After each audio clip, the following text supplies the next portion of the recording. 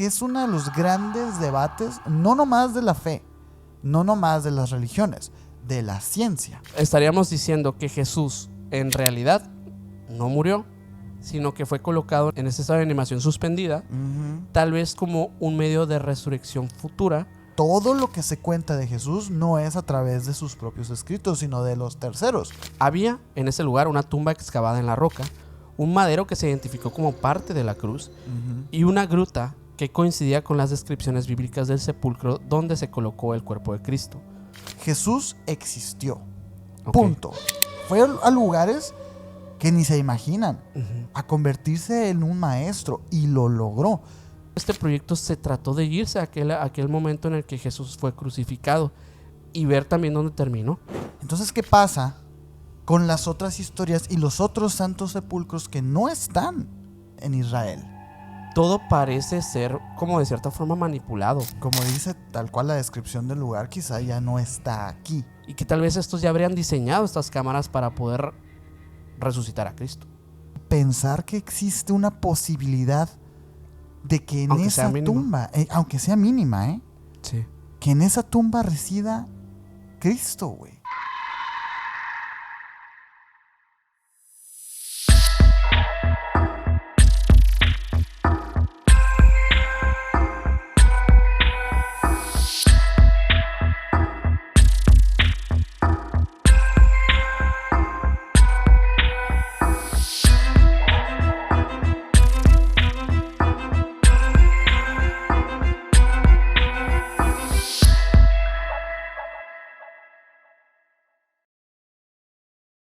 ¿Qué onda, menor? ¿Qué onda, Sergio? ¿Cómo estás? Muy bien, aquí en otro episodio más contigo, regresando a una temática de una saga muy querida en el canal. Sí, es que por más que le busques y le busques a este personaje, siempre le van a salir cosas. Así es, porque es el personaje de personajes. Es el personaje de personajes, el rey de reyes, señores. Así es. El día de hoy vamos a hablar de un tema muy interesante que tiene que ver con una posible evidencia de un hecho histórico que, si es comprobado, pues ahora sí que estaríamos frente a la verdad absoluta del todo. Sí, ¿no? Y sobre todo, este personaje visto con otras caras, con otras interpretaciones que no es la que realmente conocemos nosotros. Y no estamos hablando solamente de los apócrifos. Otras culturas tienen una visión de Cristo que es muy disonante. Sí. Así que por esto mismo decidimos hoy no solamente hablar de esta parte de la crucifixión, como lo hicimos en un episodio pasado, en la cual pues planteamos una hipótesis interesante en la que Cristo tal vez y no murió en la cruz, como lo dice explícitamente el título de ese video. Pero bueno, eso es tema para ese episodio. El día de hoy vamos a hablar de la evidencia o las evidencias que existen en torno a la tumba de Cristo, donde realmente está ese cuerpo del Mesías. ¿Realmente existe? ¿Realmente no existe? ¿Dónde se dice que está? Sí. ¿Qué otras fuentes o qué otras evidencias hay alrededor de esta historia que tiene tanto misterio y tantas cosas extrañas que parecen incluso contradecirse una a la otra? Sí. Y eso es lo que nos hace entrar en más dudas, más preguntas y más cosas relacionadas a todo lo del misterio. Pero bueno, si quieren saber más, quédense hasta el final de este capítulo, dejen su like, suscríbanse a este canal también, los invitamos a aquellos nuevos que van llegando, por favor, y nos pueden seguir en todas las redes sociales como Misiones Podcast. A mí me pueden seguir como Minor Cordón en Instagram, a mí como Castillón Sergio en Instagram, y el buen Mike y Mike está atrás en los controles como MikeGal99 en Instagram, y el señor tiene 2 canales de YouTube para que vayan y lo sigan, por favor, ¿no? Así es, por favor. A mí me gustaría comenzar primero sabiendo si de entrada, qué polémico esto, pero si este personaje histórico existió de entrada. ¿Por qué? Porque si vamos a nosotros escudriñar entre las teorías de su santo sepulcro o de su tumba, pues tendríamos que ver entonces primero si este personaje existió, ¿no? Es polémico. ¿Por qué? Porque es uno de los grandes debates, no nomás de la fe, no nomás de las religiones, de la ciencia. Claro. ¿Por qué? Porque al ser un personaje tan influyente, al punto de que, nuestro calendario está dividido entre antes y después de este personaje, Es curioso que de verdad no haya alguna evidencia arqueológica fiel de la existencia de este personaje, de Cristo, ¿no? Sí. Es verdad que ha sido debatido por muchísimas personas, muchísimos antropólogos han querido tratar de demostrar la fidelidad de esto, pues, ¿no? De entrada, para acabar pronto, Sí. no hay evidencia, güey. Por O supuesto. sea, es verdad que el nombre Jesús o el nombre Yeshua en aquellos entonces no era tan común y sobre todo de entrada hay que establecer que en esos entonces pues no existían como tal los apellidos. Sí. Era eres tal hijo de tal o tal de tal lugar, ¿no? Sí. Entonces en este caso Jesús es Jesús de Nazaret. Claro.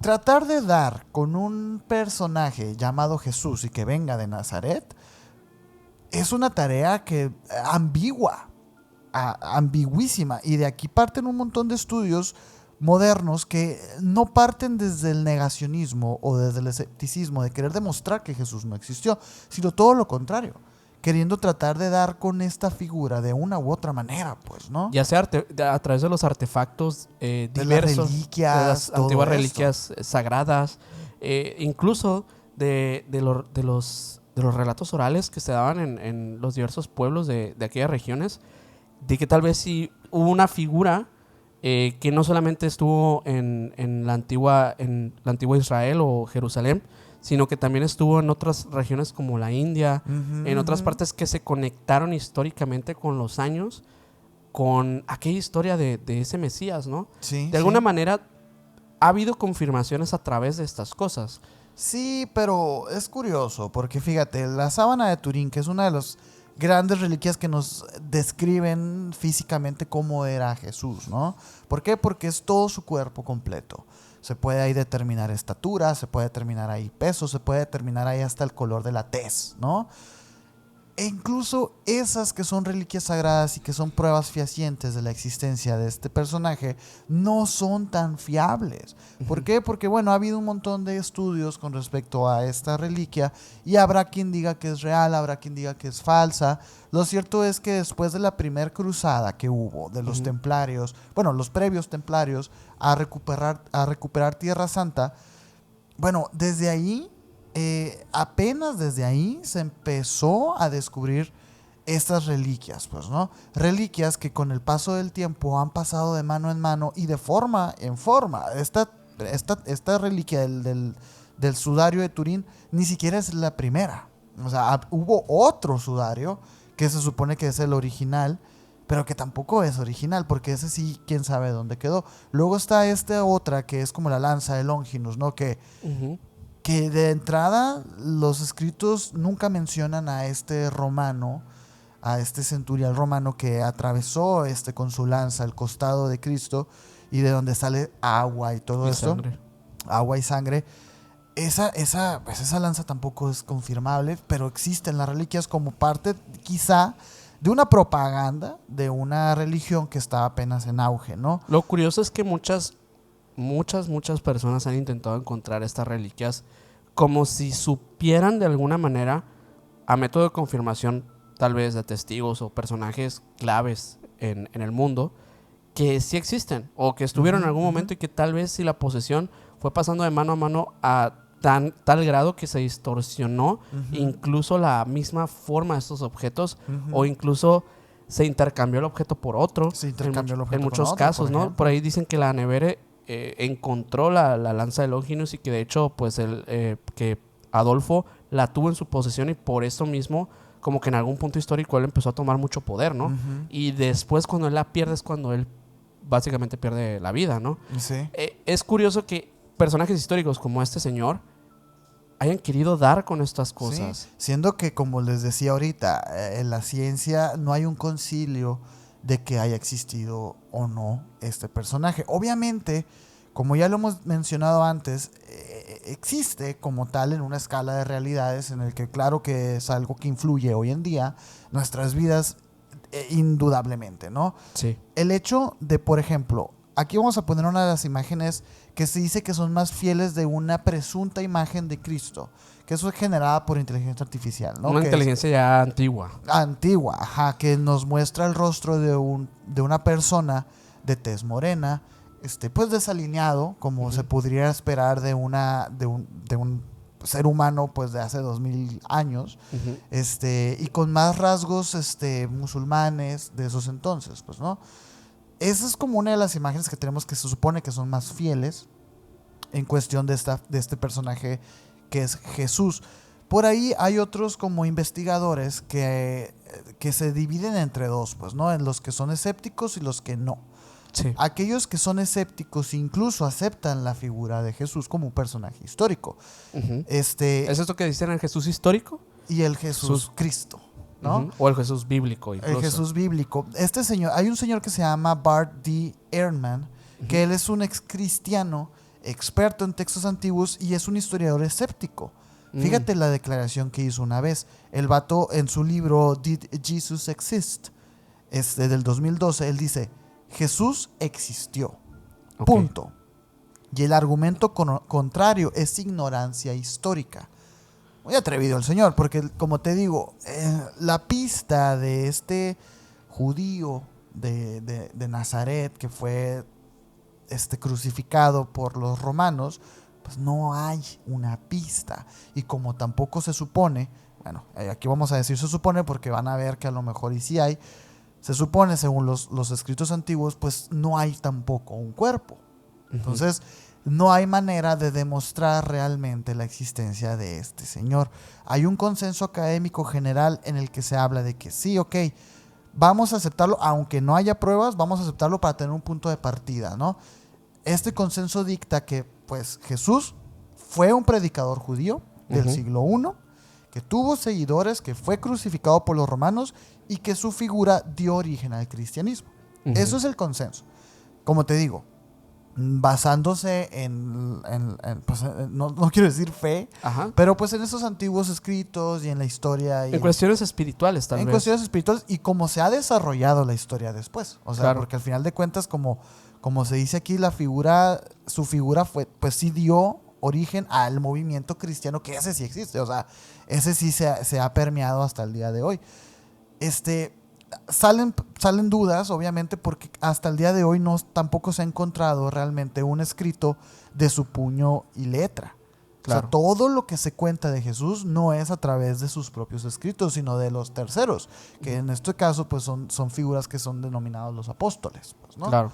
Que en todos los evangelios y todo eso, pero él así, su letra, no existe ningún vestigio de esto. Claro, y seguramente incluso aquellos apóstoles también dictaron esto a escribas que Exacto. Tuvieron digamos que la forma de alguna manera de transmitir el mensaje a través de estos antiguos papiros que luego se fueron convirtiendo en, pues sí, en algún punto la Biblia, ¿no? Pues Biblia significa libros, ¿sí? Entonces sí. En algún punto eso iba a terminar siendo un conjunto de diversas experiencias y narraciones de distintos personajes clave que, pues sí, de alguna manera, o sea, Cristo también podría no ser uno de estos que dictó, ¿no? Sino que simplemente del que se habló. Fíjate que eso me parece a mí muy importante mencionarlo porque en esencia sí. Imagínate, nosotros aquí tenemos una imagen muy clara de Cristo, de quién es, qué parece, su vida, ¿no? Todo lo que dijo en vida y así. Pero nosotros, desde nuestra visión, desde nuestra óptica católica cristiana, sabemos, ¿no? Pero ¿qué pasa cuando una figura tan importante aparece en la historia? Evidentemente va a tener otras reinterpretaciones, va a tener otras visiones, otras ópticas. Y resulta que parte del concilio, del consenso científico que hay de aceptar una figura mesiánica, un judío, nazareno, que en el siglo I vino y profetizó ciertas cosas, es basado precisamente en esto, que en varios escritos, en varias religiones, ahí aparece un personaje de repente. Por ejemplo, Flavio Josefo es un historiador judío del siglo I, fíjate. En su obra de Antigüedades Judías, del año del 93 después de Cristo, él menciona a Jesús 2 veces. Él menciona a Jesús en 2 veces. Fíjate cómo lo hace, porque en uno de los pasajes dice, por aquel tiempo apareció Jesús. Un hombre sabio, si es que se le puede llamar hombre. Pero nada más, güey. Es una de las veces. Te fijas como que no es el centro de la atención. ¿Por qué? Porque este Flavio era judío. Ahorita vamos a hablar un poquito de la perspectiva judía de Cristo, porque hay tela, hay mucha tela. Aunque algunos creen que obviamente fue alterado por escribas cristianos después, con la idea de obviamente introducir a su personaje estrella, Cristo, en los escritos antiguos de otras religiones. Algunas personas sí creen que sí coincide con parte del texto auténtico. También se menciona a Santiago, también se menciona a otros personajes bíblicos que también aparecen. Tácito, por ejemplo, un historiador romano del año 116 después de Cristo, en sus anales habla del incendio de Roma y culpa a los cristianos. Y dice, Cristo, de quien los cristianos toman el nombre, fue ejecutado durante el reinado de Tiberio por el procurador Poncio Pilato. Cosa que coincidiría con lo históricamente aceptado, el canon, el canon bíblico. Te digo, esto es previo al canon bíblico. Esto es de los años 116 después de Cristo. Entonces, habla de una precisión histórica, podríamos decirlo, por ahí, pues, ¿no? Porque esta es una fuente que no es cristiana y además es hostil hacia el cristiano. ¿Por qué? Porque no habla así como de que el protagonista fue Cristo. Lo habla como una crónica de que apareció este personaje de cual los cristianos reciben su nombre. Y por eso este pasaje de Tácito es muy importante para dar el veredicto de si Cristo existió o no existió. ¿Por qué? Porque no es un escrito que enaltece la figura del Cristo, sino que la menciona como un hecho histórico. Está interesante, pues, ¿no? Es interesante porque fíjate que toda esta parte así como de, digamos que de alguna manera interpretativa para dar con el hecho histórico de que existió, incluso, o sea, de lo que va el tema, ¿no? De este sepulcro, de dónde queda el cuerpo, de toda esta información que parece haberse perdido o ocultado tal vez en su época por lo mismo de la misma polémica que existió. Todo parece ser como de cierta forma manipulado. Sí, es que sí lo fue. Sí, y sí lo fue por lo mismo que digo de que ahorita hoy en día nosotros todos aquí conocemos la historia de Cristo, por lo menos sus partes más importantes, pero no es así en todas las religiones. Y fíjate, a mí me parece sumamente importante mencionar estas visiones de otras religiones antes de entrar como al tema del sepulcro, porque quizá si hablamos del sepulcro o de los presuntos sepulcros que existen por ahí repartidos en el mundo de esta figura de Jesucristo, quizá pueda sonar muy loco o muy una teoría descabellada. Sin embargo, no lo es para nada. ¿Por qué? Déjame decirte primero qué piensan de Jesús en el Islam, güey. En el Islam, Jesús no es llamado Jesús, sino es llamado Isa, que es una palabra como en árabe, pues, ¿no? Este Isa es una de las figuras más veneradas y más importantes también del Islam, aunque su figura, como en el cristianismo, no es la misma. Sí es importante, pero pues no es el Hijo de Dios. O sea, no se le considera Dios ni el Hijo de Dios, pero sí decían que era un profeta, y dicen hasta el día de hoy, que era un profeta muy importante, Mesías y milagroso, pero no era Dios, no era el Hijo de Dios. Porque para el Islam es muy importante el monoteísmo estricto de Alá. O sea, se supone que Jesús era un profeta con la bendición de Alá, pero no era el Hijo de Alá. Es completamente, pues, una blasfemia para ellos, ¿no? Es completamente errático. Jesús es conocido como Isa ibn Maryam, que dice Jesús, hijo de María. Interesante, porque en el Islam se respeta un poco el tema de María como la madre de Jesús y María la Virgen también. O sea, en estos escritos, María sí fue concebida milagrosamente. Cosa interesante, porque en el Islam sí suelen ser muy directos con respecto a lo que creen. Pues es como muy ortodoxo, muy literario. Entonces, el pensar esto está raro, porque Una parte del Corán, que es el 3:45, dice: oh María, Alá te anuncia la buena nueva de una palabra procedente de él, cuyo nombre será el Mesías, Jesús, hijo de María. Okay. Muy loco, porque dentro de los milagros que se le asocian en el Islam a Jesús, es que Jesús podía hablar cuando era bebé, güey. Okay. O sea que Jesús hablaba por María cuando él era un bebé. Okay. Un poco también de la misoginia del Islam, ¿no? Quizá. Puede ser. Del hecho de la mujer no. La mujer no. No era tomada en cuenta en palabra, tal vez. Exacto. El Islam acepta que María, o Maryam, era virgen y que Dios la eligió para concebir a Jesús sin intervención masculina. La semejanza de Jesús ante Dios es como la de Adán. Lo creó de la tierra y le dijo, sé, y fue. Esto es del Corán 3:59. Una cosa interesante, pero a lo que voy con todo esto, además de los milagros realizados, que ya sí, estos sí son como canónicos tanto del católico como del Islam, es que sí curó ciegos, leprosos, resucitó a los muertos, de entrada a Lázaro, y a los que se hablan en la niñez de Cristo, ¿no? En los apócrifos también son canon allá. Dicen que él creó un pájaro de barro y le dio vida, cosas así muy extrañas. Lo interesante aquí es que en el Islam se niega explícitamente la crucifixión. O sea, Jesús no murió en la cruz. Esa es la parte interesante, porque dicen, y dijeron, hemos matado al Mesías, Jesús, hijo de María, el mensajero de Alá. Pero no lo mataron ni lo crucificaron, sino que así les pareció. A quienes discuten sobre ello están en duda. No tienen conocimiento alguno, solo conjeturan. Ciertamente no lo mataron. Esto aparece en el Corán 157 y ya lo he mencionado en aquel capítulo de la crucifixión. ¿Por qué es tan importante este pasaje? Porque nos da otra perspectiva de lo que entonces pasó con Jesús. Se habla de un coma inducido, se habla que los mismos seguidores lo bajaron y lo ayudaron a escapar.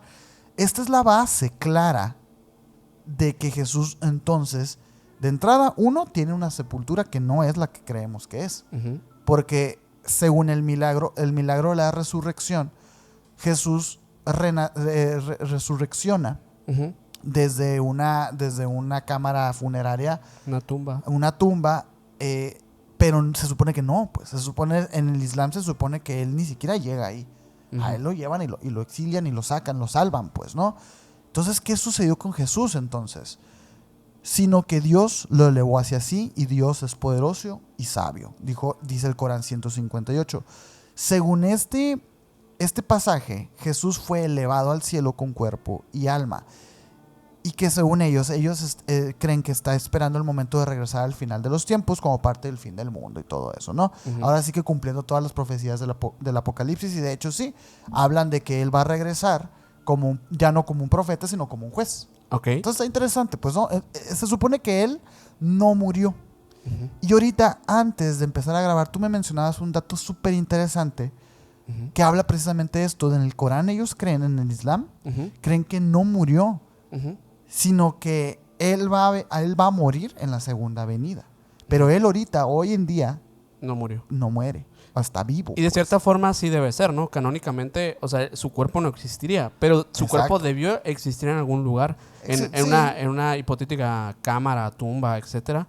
Es por eso que yo me quedé boca abierta con lo que me dijiste antes de empezar a grabar, que si quieren escucharlo, tienen que quedarse hasta el final. Pero fíjate, hay, nada más para que entremos un poquito en contexto de lo que se cree hoy en día, ¿no?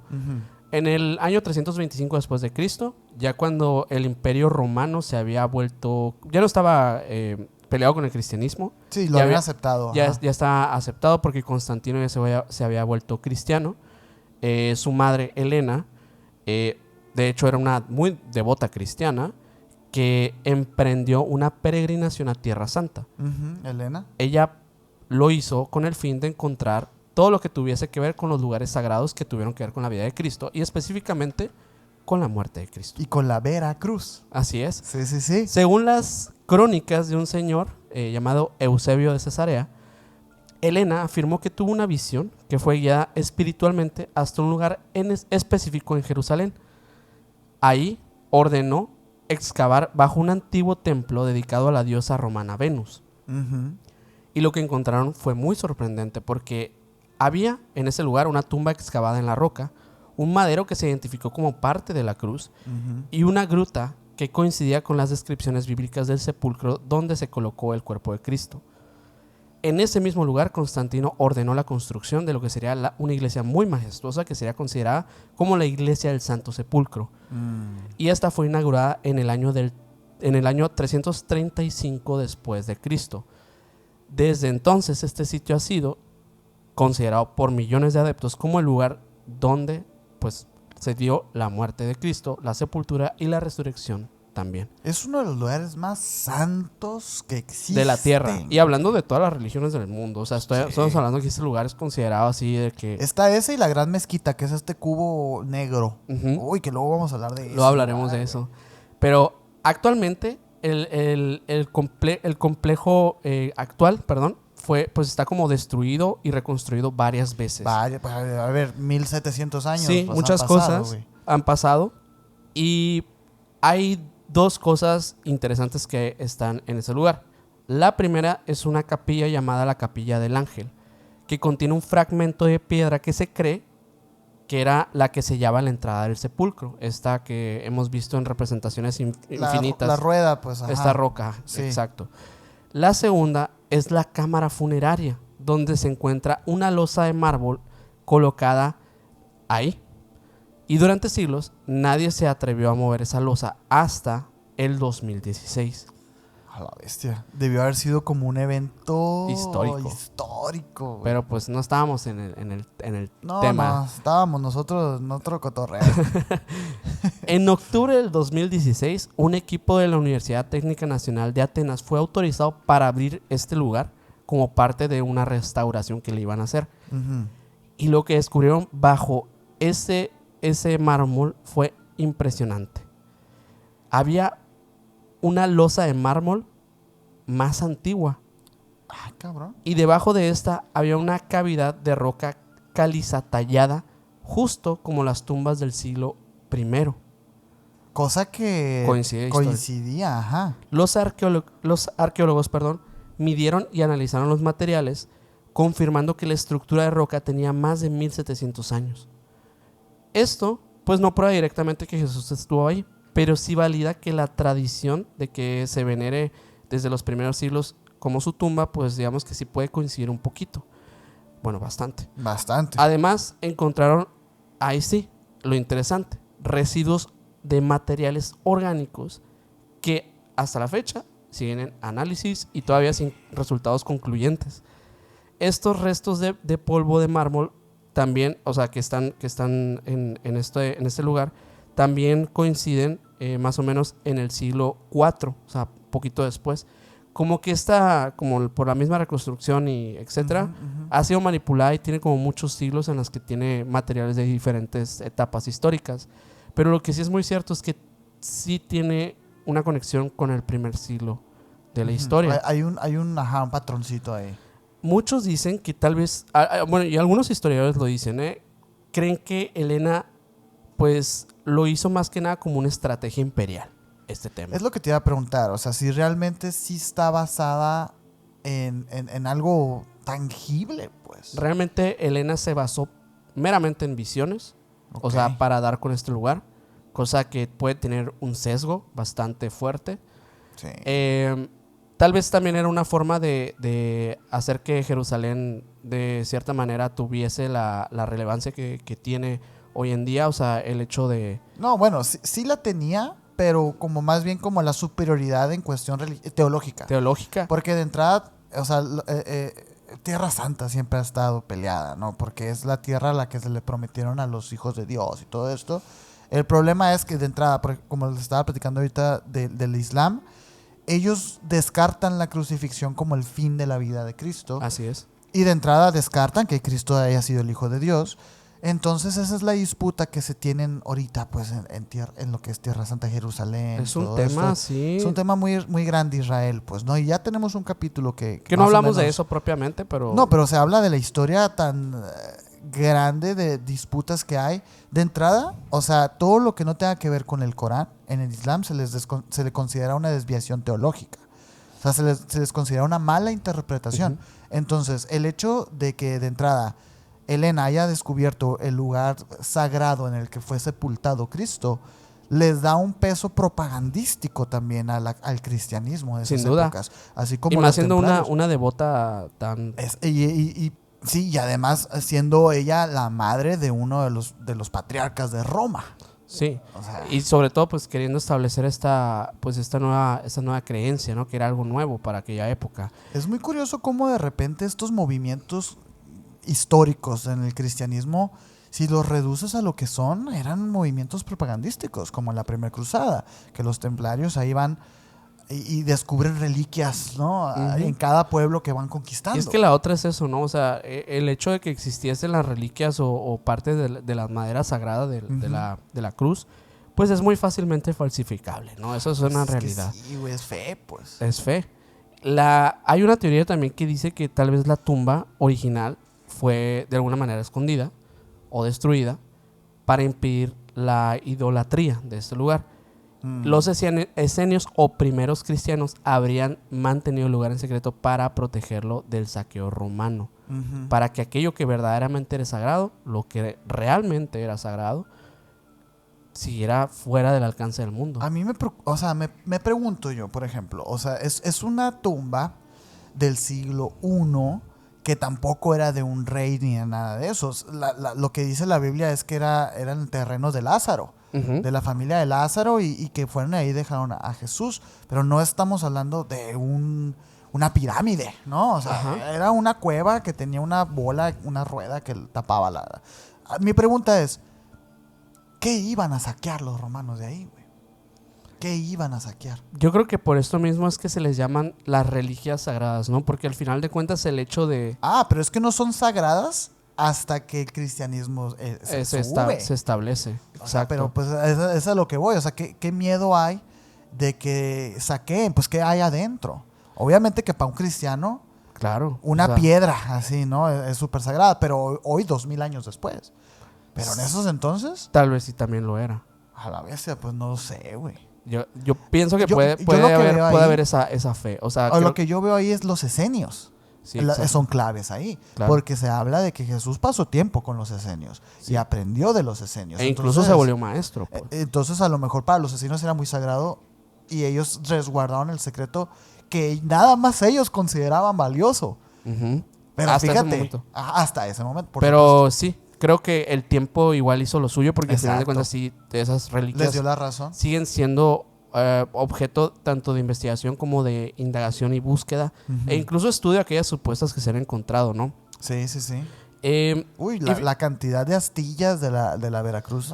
Sí, y fíjate que en concreto este lugar, pues obviamente no es el único. Hay otro que de hecho es considerado como el otro original, o sea, como el otro lugar donde hay dos grandes, ¿no? Hay dos grandes. Que a este se le llama la tumba del jardín. En 1867, un arqueólogo y misionero británico llamado Conrad Schick realizó una exploración en las afueras antiguas de las murallas de Jerusalén. Y ahí, entre árboles y arbustos y muchas cosas de maleza, encontró una tumba antigua excavada en la roca. Se encontraba justo al lado de un lugar que muchos afirmaban que tenía la forma de un cráneo humano, y a este lugar después le llamarían el Gólgota protestante. Todo comenzó décadas más tarde, a finales del siglo XIX, cuando el general británico Charles Gordon visitó aquel sitio que este arqueólogo había encontrado y quedó convencido de que aquella era la verdadera tumba de Jesús. No dentro del complejo eclesiástico del Santo Sepulcro, sino al aire libre, cerca de un jardín y junto a una colina en forma de esta calavera que es el Gólgota protestante. Gólgota, sí. Tal como lo narraban los evangelios, y por esto es que es considerada también uno de los canónicos. De los canónicos. Y bueno, muchos se preguntan por qué convence tanto. Ajá. Justo, hay un evangelio, bueno, hay algunos evangelios, por ejemplo el evangelio de Juan 19:42, que dice: y en el lugar donde fue crucificado había un huerto, y en el huerto un sepulcro nuevo, en el que aún no se había puesto a nadie. Allí pues, por ser el día de la preparación de los judíos y porque aquel sepulcro estaba cerca, pusieron a Jesús. El sitio cumple varias condiciones importantes. Está fuera de la muralla de Jerusalén, como requería la ley judía para los sepulcros. Sí. Se encuentra cerca de una colina, la de Gólgota. Se halla en medio de un jardín con restos de un antiguo lagar de vino, lo que sugiere que el lugar estaba vinculado a alguna propiedad privada. La tumba en sí es de tipo herodiano, así se le llama, tallada en roca, con una banca lateral interna donde pudo haberse colocado aquel cuerpo. Ahora sí que una tumba tradicional de aquel esos tiempo. años. Ajá. Todo parecía encajar, o al menos parecía más acorde al relato bíblico del Santo Sepulcro. Sí. Que pues actualmente pues es el que todavía se le considera así, ¿no? Pero fíjate, sí coincide más. Digo, aquí no vamos a descubrir el hilo negro, no les vamos a decir cuál es cuál, ¿no? Sí, claro. Pero es muy interesante la historia de Elena y de sus visiones y de cómo se descubre el Santo Sepulcro. Porque es una visión mística. Es una visión mística, pero fíjate, ese Santo Sepulcro, ahorita vieron fotos y ahorita vamos a poner más fotos porque es una locura. Es una locura, es una iglesia dentro de otra iglesia y dentro de esa iglesia pequeña ahí está el sepulcro. O sea, es como por capas. Hay mucha atención en ese lugar. Y el Santo Sepulcro, tanto por los ortodoxos como los católicos normales, aceptan que ahí es el lugar donde yació el cuerpo de Cristo 2 días. Sin embargo, nadie habla de los escritos, güey. Nadie. O sea, hablan entonces de que quien dijo que ahí estaba era una señora de poder, o sea, que tenía poder político, y dijo, aquí es. Sin embargo, la tumba de los jardines, coincide con los escritos antiguos, los evangelios. Sí. Y bueno, sí hay gente que cree que ese es el Santo Sepulcro de verdad, pero ¿qué pasa? ¿Qué pasa con la política eclesiástica? ¿Por qué no aceptan que el otro lugar y en vez Es curioso, es una pregunta para hacerse, pues. Sí, definitivamente es una... puede verse algo meramente religioso en el ámbito como político religioso en este sentido de... Es lo mismo, ¿eh? Sí, o sea, al final en esos tiempos es lo mismo. O sea, puede verse a estos puntos de poder, o sea, tanto de las creencias como de aquel que tuviese la razón, muy probablemente iba a tener como que la voluntad o el poder para dirigir aquel sistema de creencias de aquella época, ¿no? Quien tenga la iglesia más grande, ¿sabes? O sea, es como que por ahí. A mí me encanta entrar a las iglesias cuando salgo de viaje. Es de los lugares que más me gusta visitar cuando me voy de mi ciudad. Porque me resulta abominable, güey. O sea, abominablemente hermoso. Así, me parece así como wow, ¿no? O sea, lo que la gente hace para sustentar sus creencias. Porque si tú ves una catedral preciosa de ¿sabe cuántos metros de altura y gigantesca? Y dices, es que, ¿cómo es posible que todo esto esté construido a base de mentiras? No, pues no puede ser que esté a base de mentiras, debe ser real, ¿no? Es como la lógica. Y por eso el Santo Sepulcro, lo que te digo, es abominable, güey. ¿Sí? Son 2 iglesias juntas, o sea, es impresionante, ¿no? Sí. En cambio, esta tumba de los jardines es más interesante, es más sutil. Es como cuando se preguntan, digo, es como de películas, y así que dicen el Santo Grial, ¿es esta copa de oro con diamantes? ¿O es esta copita de un carpintero? ¿Cuál es? Pues la del carpintero, pues o sea, lee tus propios escritos. Sí. Ahí te están diciendo que Jesús es una persona humilde. Sí. Una persona que profeta la compasión, el compartir y todo esto. No va a tener una copa de oro en la que va... No coincide.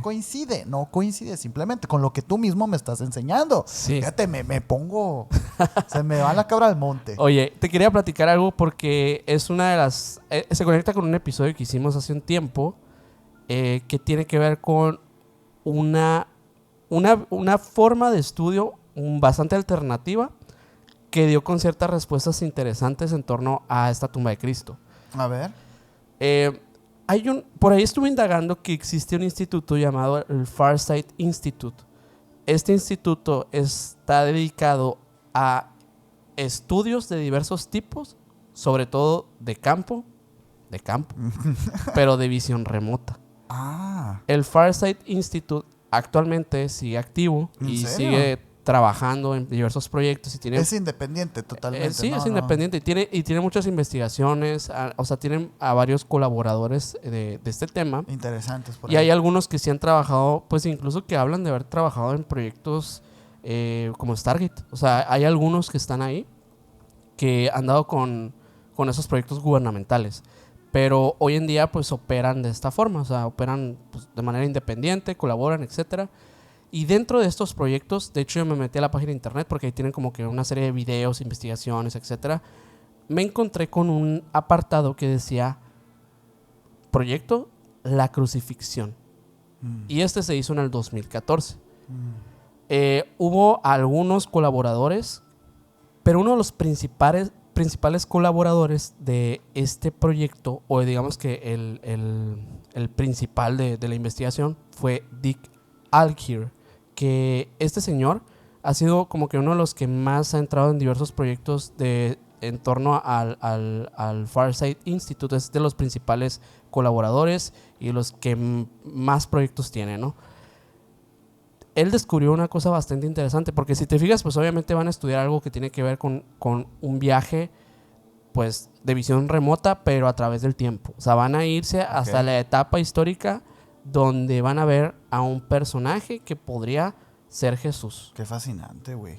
Sí. Y obviamente que pues las metodologías ya las hablamos en ese episodio. Hay muchas metodologías de visión remota.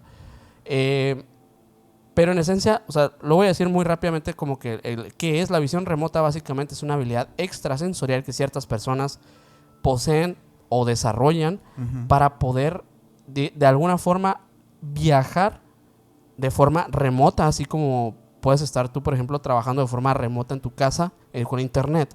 Pero ellos no usan internet, ellos lo que usan es su mente. Viajan con su mente y pueden ver, de alguna forma ver, porque más bien son sensaciones, son experiencias que van más allá de las experiencias como la vista, el olfato y el oído. Es una forma de decodificar como otras sensaciones a través de la experiencia humana. Ellos logran ver eventos históricos, eventos que tienen que ver también con otras partes, no solamente del mundo, que estén pasando contemporáneamente, sino también del universo. Hay quienes dicen que han viajado a Marte, que han viajado como algunos de los que mencionamos en aquel episodio.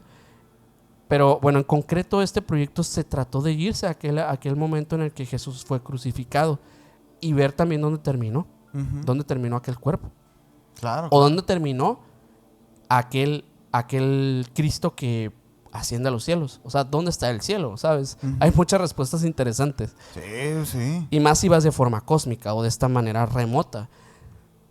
Lo que vieron cuando llegaron a este lugar fue un hombre delgado, barbado, semidesnudo, clavado o atado. Hay cosas que no se logran ver totalmente bien. A un objeto vertical.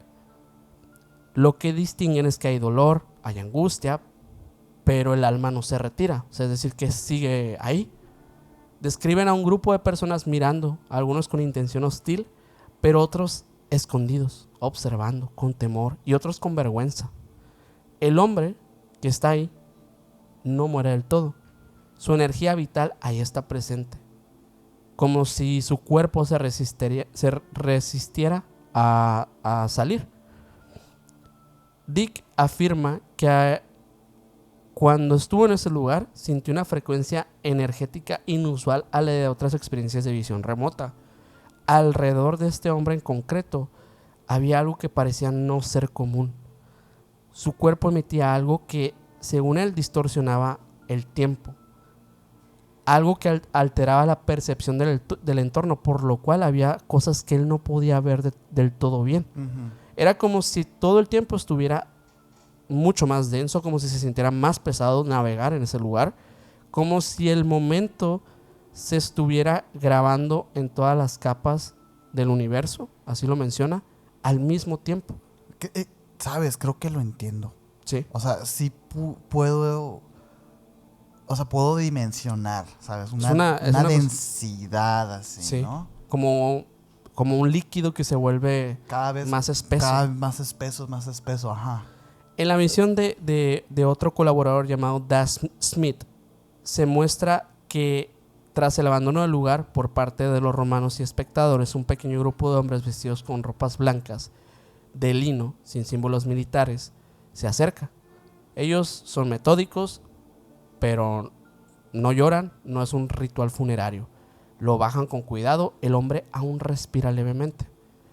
Uno de ellos aplica algo en su pecho o le rocía un tipo de líquido, no sangre, más bien como un tipo de medicina o algo así. Es lo que él entiende en el momento que lo ve. En la tradición histórica, este grupo ha sido interpretado como discípulos secretos de Jesús, que podría ser José de Arimatea, en el caso del gnosticismo. Es lo que estaba pensando, José de Arimatea, María Magdalena. O algunos esenios, tal vez. Sí. Algún grupo secreto. Los esenios eran una secta judía, pues, o sea, realmente sí pudo ser alguien así, lo que estaba viendo, ¿no? La visión parecía confirmar que no eran romanos ni familiares, sino custodios de un conocimiento oculto. Los videntes continuaron la escena y el grupo lleva al hombre mal herido a unos caminos que eran polvorientos, a través de un cañón que era como angosto, montañoso, un lugar así, hacia lo que parecía ser como una estructura semienterrada. No era una cueva, no era algo realmente como una formación geológica o algo así. No, era una construcción. Era algo modificado, con muros. De alguna forma dice que ven unos símbolos en las paredes que no logran interpretar, no conocen ese idioma, no conocen lo que están viendo, pero se dan cuenta que había como unos símbolos. Ellos lo interpretan en ese momento como que es un lugar donde se hacen un tipo de rito o algo así, ¿no?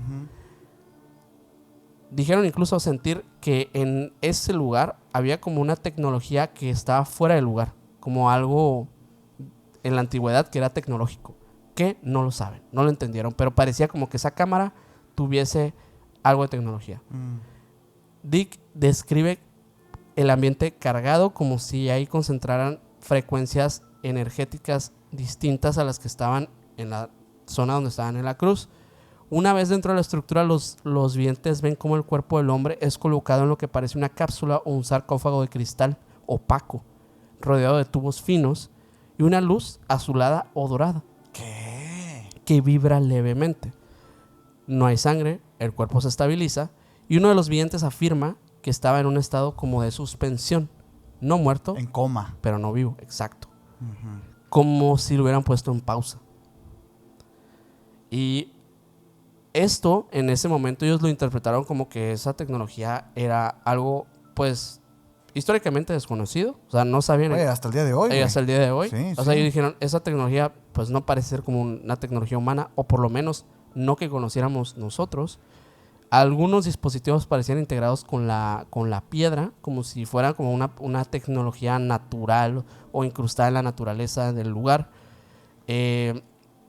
Otros, pues parecían como símbolos grabados en ciertas partes, como espirales, que ellos dicen, ya investigando, o sea, no pertenecían ni a símbolos hebreos, ni a símbolos latinos, ni otro código de escritura humana. Okay. Algunos videntes que también exploraron este proyecto han explorado que también hay otras cámaras cerca de ese lugar que son cámaras vacías y una especie de archivo o lugar sagrado con artefactos resguardados. Lo describen como una biblioteca viviente, no con libros, sino con objetos que emiten memoria. Los muros contienen estos símbolos que vibran con la mente del observador. Este sitio, según sus palabras, aún existe fuera del tiempo normal. Es lo que... A ver. Sí, no, sí. Es que... dices, lo agarran de la cruz, que está en el Gólgota, a las afueras de los muros de Jerusalén. Lo agarran y se lo llevan. ¿Qué tan lejos se lo llevan? O sea, ese lugar entonces... ¿Era como un lugar temporal? O sea, no como que... Ay... Es que me quedo pensando, si es un lugar físico, pues ahí debe de seguir. Sí. De hecho, en una de las descripciones que ellos dan al inicio de del escrito de este... Del resultado del experimento. Del resultado.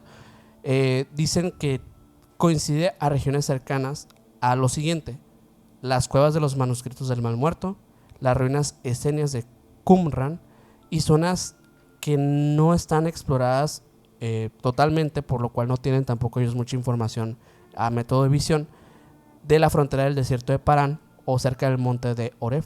¿Por qué no han sido exploradas? Ellos en sus visiones no tienen realmente... No. Y hoy en día, por ejemplo, no saben exactamente dónde está. Ese es el problema. Wey. El problema de esto es que no hay una forma de tener un GPS en ese lugar, ¿sabes? No, bueno, no, es que no, está extraño. Porque ¿dónde está? Sí, pues. Llegas para acá y ¿dónde está? Como mencionas, este lugar es un lugar que está fuera del tiempo. Está fuera del tiempo. O sea, pues como dice tal cual la descripción del lugar, quizá ya no está aquí. Uh-huh. O sea, qué loco, güey. ¿Y qué más? Bueno, dentro de las teorías de esta visión... Qué loco, no sé. Bueno, estaríamos diciendo que Jesús en realidad no murió, sino que fue colocado en este estado de suspensión, en este estado de animación suspendida, tal vez como un medio de resurrección futura, tal vez como una forma en la que él podría regresar en el tiempo estipulado que iba a regresar. Como el Corán lo dice. Que en el Corán, pues, lo que te acabo de decir, él no muere en la cruz, él asciende. Quizás y lo que describe el Corán no es una ascensión al cielo, sino este evento de que fue llevado. Es que imagínate, o sea, son personajes, estos esenios, presuntamente esenios, sí. Vestidos todos de blanco, solemnes, que ni son romanos, ni son nazarenos, ni son jerusalenos. Oye, qué fácil es para alguien en ese momento específico de la historia considerar e interpretar que estos esenios eran ángeles. Imagínate todo esto que hemos formulado en diversos episodios, de que la Biblia contiene diversos escritos donde habla de intervenciones. Intervenciones que tal vez no fueron tan discretas como hoy en día pensamos que son.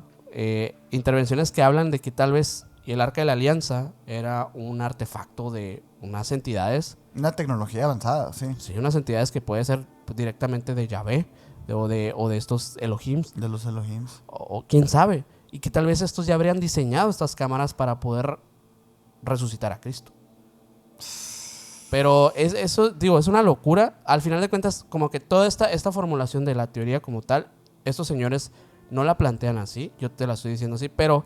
Ellos nada más fueron a entregar la información. Y registraron, pues, es lo que ellos vieron a través de estas misiones. Y ha habido como algunas conexiones con lugares históricos a través de esto, y que ellos mismos concluyen. Por ejemplo, en Qumran, en Israel, la comunidad esenia que esperaba a un maestro justo podría ser una de las claves. Excavaciones han revelado cuevas y estructuras parcialmente enterradas. Algunos también han planteado que el grupo esenio escondía no solo manuscritos, sino los cuerpos sagrados. En el monte Oreb, el lugar donde Moisés vio a Dios, se asocia directamente a la tecnología del arca de la alianza. Algunos creen que bajo el monte existe un centro de contacto antiguo y que el cuerpo de Cristo podría haber sido un traslado para allá, oculto junto a otras reliquias del Antiguo Testamento. Y en Egipto, por otro lado, hay cámaras subterráneas alineadas de manera geométrica, con una alineación geométrica. También existe la especulación sobre templos conectados con diversos maestros o diversos personajes que pasaron por Egipto. Y que quizás sigan ahí, como Cristo. Exacto. Y algunos afirman que María Magdalena viajó tras la crucifixión, protegiendo parte de este legado que mencionamos en su episodio, el legado genético. Realmente todo esto, al final de cuentas, son puras teorías. Son teorías. Que incluso se pueden ver conspirativas, pero estamos hablando de una historia que no está confirmada. Exacto, pues tenemos un camino libre, un lienzo en blanco, sí. ¿No? Mira, estas 3 cosas que hemos dicho. El Santo Sepulcro, la tumba del jardín y esta, criogenización de Cristo aparecen en el mismo sitio, ¿no? En Jerusalén, en Israel, Tierra Santa. Sí. Entonces, ¿qué pasa con las otras historias y los otros santos sepulcros que no están en Israel? Fíjate.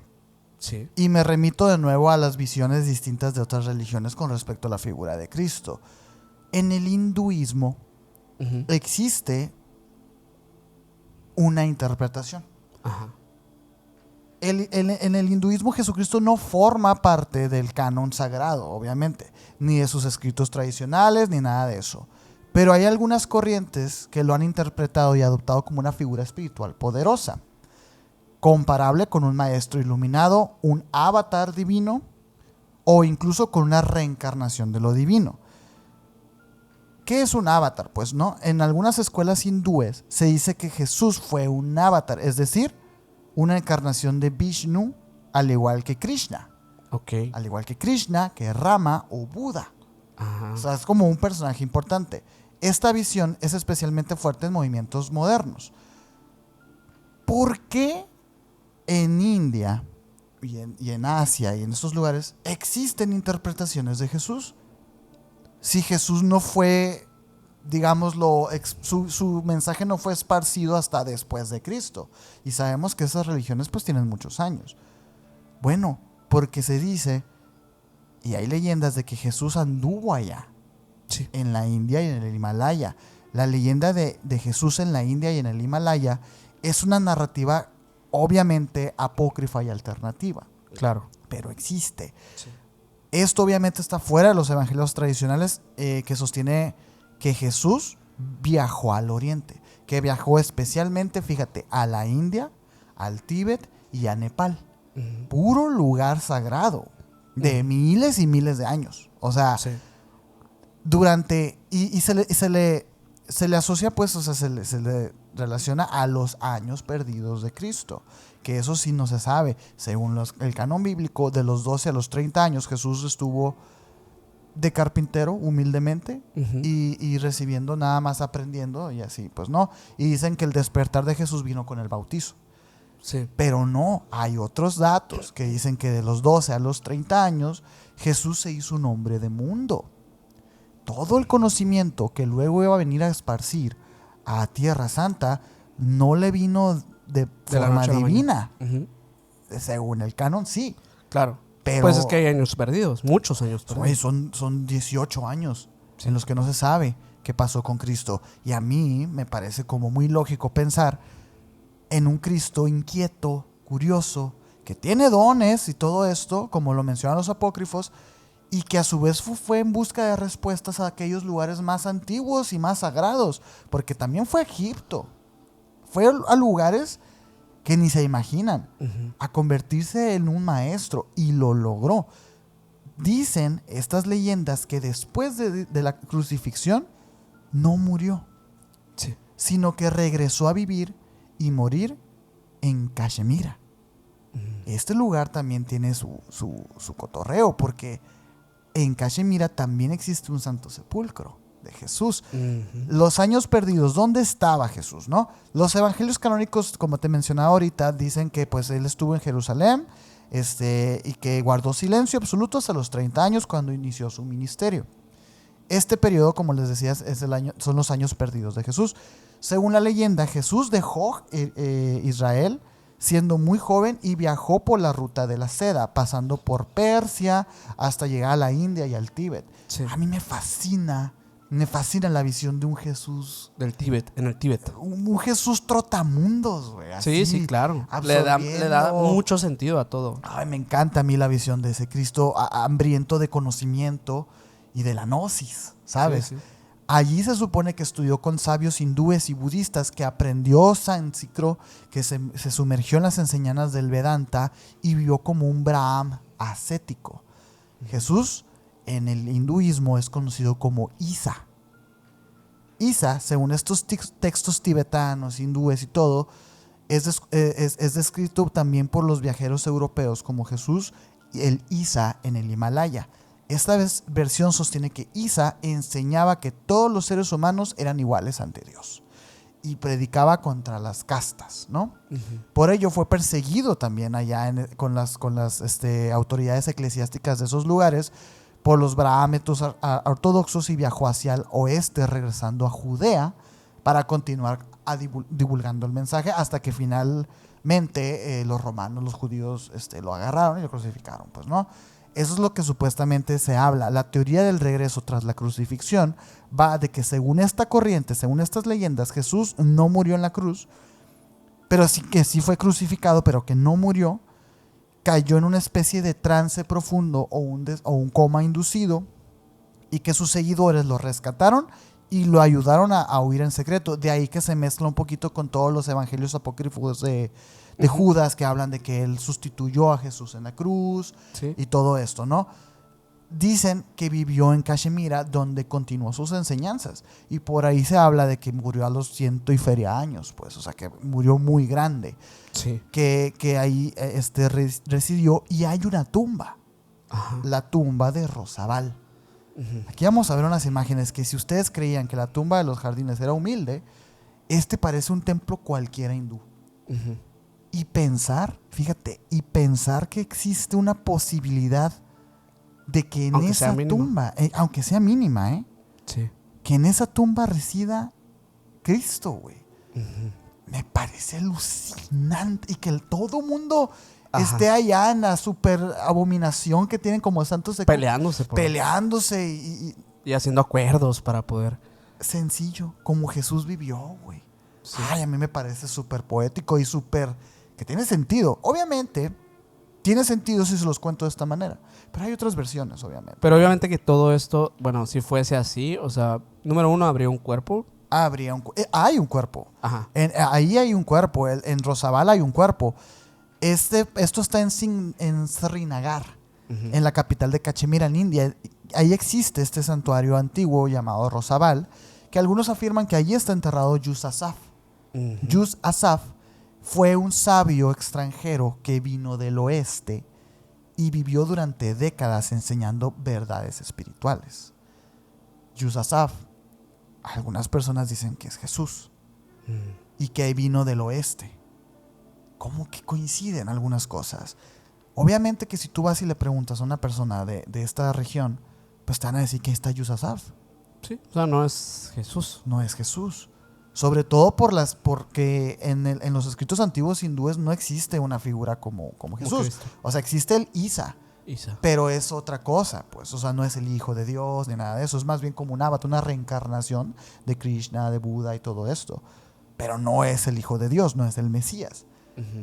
Sin embargo, esto a mí me llama profundamente la atención, porque hay varias personas que sí sostienen que Yus Asaf era Jesús.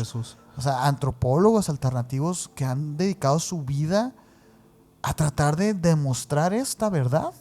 Con paralelismos históricos, tal vez. Paralelismos históricos a ver, ¿qué año fue esto? Y así ponen a los registros de los anales de la historia y determinan que sí ahí está Jesús, güey. Fíjate, estas cosas que les estamos diciendo aquí han tenido repercusiones en la vida real.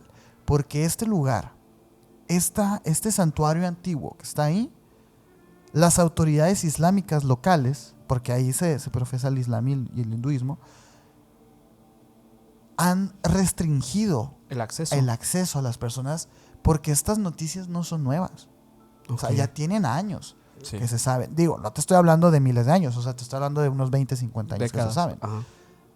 Esto obviamente fue un revuelo y cualquier persona curiosa y con capacidad va a ir a este lugar y va a ver pues la presunta tumba de Cristo, güey. Qué loco. Es una locura, ¿no? Y todos volteando para otro lado, pues. Sí, es que a veces la respuesta es más simple de lo que parece. A veces, a lo mejor Cristo se escapó, se peló, güey. Pues si era un rebelde. Sí. Es algo que a mucha gente no se rebelde para lo que era el estándar. El status quo, claro, sí. O sea, obviamente. Pero era un ermitaño, era alguien exiliado, güey. A él no lo querían. Un renegado, pues. Un renegado, claro que un plan de escape. Claro que sí. Porque sabía que algo malo podría pasar al final de cuentas. Sí, o sea, sí pensamos. Y mejor llevar el mensaje y seguir con tu misión, pues. Con tu misión de vida. Me parece fascinante, güey. Hay una de las teorías más locas en torno a las tumbas de Cristo. Es que Cristo terminó en Japón. Esa es buena también. Está loca. Esto pasa en el norte de Japón, en un pueblo llamado Shingo.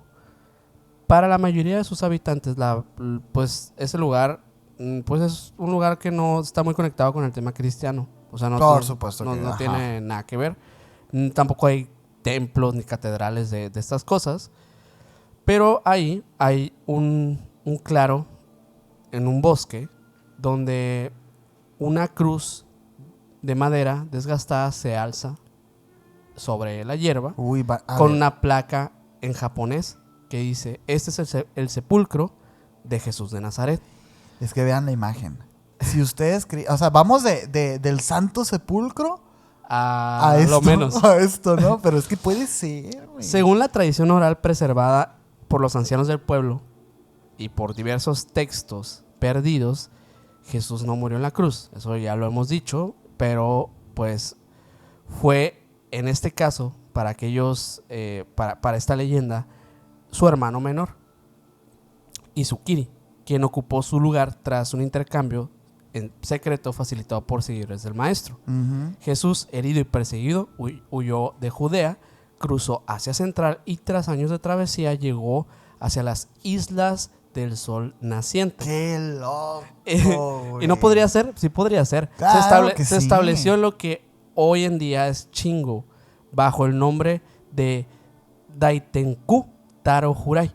Se casó con una mujer local llamada Miyuko y tuvo 3 hijas y vivió hasta los 106 años como un campesino sabio. Fue enterrado con respeto en una colina sagrada, pero sin ningún tipo de rito especial ni nada, junto a restos de su hermano fallecido, cuyo oído, cabello y mechón de barba trajo consigo desde Judea como una reliquia familiar. Este relato no fue conocido por el resto del mundo hasta mediados del siglo XX, en 1935 para ser específicos. Okay. Un grupo de investigadores japoneses descubrió unos supuestos documentos antiguos conocidos como los textos de Takeuchi, que contenían esta historia tan detallada. Y según se dijo, estos escritos fueron en caracteres antiguos y custodiados por una familia que aseguraba descender de linajes sagrados.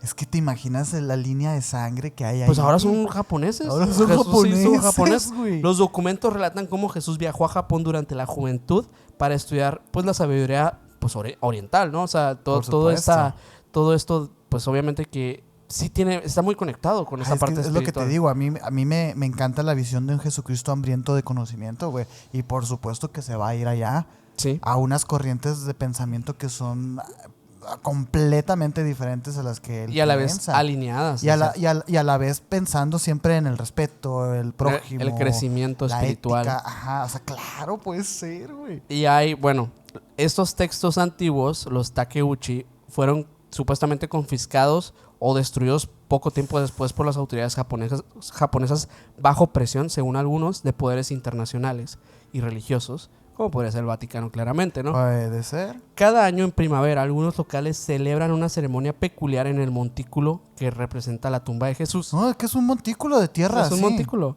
No es una misa cristiana, no hay crucifijos, no hay evangelios, no hay nada de esto que en los ritos tradicionales se utilizan. En cambio, los descendientes del pueblo entonan cantos ancestrales, algunos de los cuales no se corresponden a ninguna lengua japonesa reconocida. ¿A poco? Bailan en un círculo, ofrecen arroz y sake y se inclinan en señal de respeto frente a la tumba. Antropólogos han documentado esta ceremonia durante décadas y muchos coinciden en que los cánticos contienen fonemas cercanos al hebreo antiguo o arameo, aunque esto sigue siendo un motivo de debate. Es que podríamos estar profundamente equivocados con todo lo que estamos diciendo en este capítulo. Y en todo. Y también los ortodoxos allá pueden estar profundamente equivocados. ¿Qué es lo que una vez yo te comenté cuando estábamos viendo, la primera vez que vimos las imágenes del Santo Sepulcro hace ya muchos años? Sí. Yo te decía, es que si no era ese lugar, ya lo es. Exacto. Por la energía que se ha depositado en ese lugar. Sí, o sea, y claro que todo lo que esté ahí va a ser santo. Sí. Pero no quiere decir que allí haya estado Cristo. Y como empezamos este capítulo, y a lo mejor ni existió Cristo. Eso puede ser la otra opción. Hay algo que... Es que profundamente así podríamos imagínate, estar. Porque sí han investigado, o sea, estos antropólogos han investigado si este lugar, en concreto de Shingo en Japón, contiene algún código genético o algo, o algún linaje de tipo, bueno, que puede provenir de Jerusalén. Y dijeron que, según algunos estudios en el pueblo de Shingo, que muchos de los habitantes tienen nombres y rasgos faciales poco comunes en la región. Algunos ancestros trazan su linaje hacia un hombre extranjero que llegó de muy lejos y trajo sabiduría. Investigadores que ya se fueron más por el ámbito genético han visitado la zona para tener la presencia de porque tienen la presencia de ciertos marcadores genéticos de pueblos del Cáucaso o del Medio Oriente. Aunque los estudios no han sido directamente concluyentes, pues han generado como un debate en este tema y se ha especulado que puede ser que en ese lugar también exista pues una intervención externa, extranjera. O sea, es que tú puedes estar pidiendo una soda o un ramen en Shingo, Japón. Y a lo mejor es el tataranieto de... Sí, de alguien ahí, de Jesús. De Jesús, güey. Sí, sí. A la madre. Qué profundo eso, ¿eh? No, fíjate, no lo sabía. Sabía que había por allá en Japón, ¿no? Sí. Pero bueno, que no se habla de Japón también. Sí. Pero wow, sí. No sabía. La verdad es que entiendo a raíz de todo esto que hemos hablado de por qué mucha gente cree lo del código, o sea, la película del Código Da Vinci, que quiero decir que es una ficción. Es una ficción. Es una total ficción lo que Desgraciadamente. Desgraciadamente es increíble cómo Dan Brown lo conecta. Sí. Que bueno, es un libro en realidad. Es increíble cómo se conecta todo este tema o sea, el priorato y todo. Todo está conectado. Es impresionante cómo lo hace Dan Brown. Pero lamentablemente es falso. Pero entiendo de dónde sale la idea. Es como lo que platicábamos hace un par de capítulos. Pues no, una conspiración se construye con un poquito de verdad y el resto de mentiras. Sí. O sea, no estamos diciendo que es completamente falso. O sea, no hay datos reales dentro. Sí, o sea, no es Harry Potter, pues. O sea, exacto. Sí hay datos reales, pero es una ficción al final. Claro. Como Caballo de Troya. Que tienen mensajes detrás y cosas interesantes que estudiar, por supuesto. Porque, bueno, últimamente hemos visto mucho el comentario de que hagamos un capítulo del Caballo de Troya. Tal vez el Caballo de Troya pueda ser un gran episodio, pero yo creo que más allá del Caballo de Troya son las teorías que hay detrás del Caballo de Troya. Y sobre todo de su autor. JJ Benítez. Pero bueno, eso espérenlo pronto, tal vez. Pero tal vez. Pónganlo en los comentarios. La verdad es que con eso nos guiamos mucho. Revienten el botón de like también. Así es. Con eso, ese es nuestro mejor como indicativo. Así es. Pero bueno, con esto yo creo que vamos concluyendo. ¿Tú dónde crees que está? Lo de Japón me gustó. A mí también. Creo que es el que más me gusta. ¿Iremos a Japón? Yo creo que vamos a Shingo, Japón. Vamos, Mike. A lo mejor el Mike no quiere ir a Japón. No creo que quiera. Con letras japonesas el Mike en su camiseta. Pero bueno, muchísimas gracias a todos por llegar hasta este punto del video. Esperemos lo hayan disfrutado. Y si es así, si te gustan esos temas, deja tu like. Deja tu comentario también si te gustaría que hablemos de otras temáticas relacionadas a esta saga que a muchos les gusta y nosotros lo sabemos. Uh-huh. Por favor, suscríbete si eres nueva por acá. Y nos puedes seguir en todas las redes sociales como Emisiones Podcast. También puedes seguir como Minor Cordón en Instagram. A mí como Castillón Sergio en Instagram. Y el buen Mike y Mike está atrás en los controles haciendo la maleta ya el Mike. Sí, ya tiene boletos y todo. Como MikeGal99 en Instagram. Y el señor tiene 2 canales de YouTube para que vayan y lo sigan. Por favor, ahí les encargamos mucho, ¿no? Así es. Y bueno, con esto nos despedimos y nos vemos en la próxima. Bye.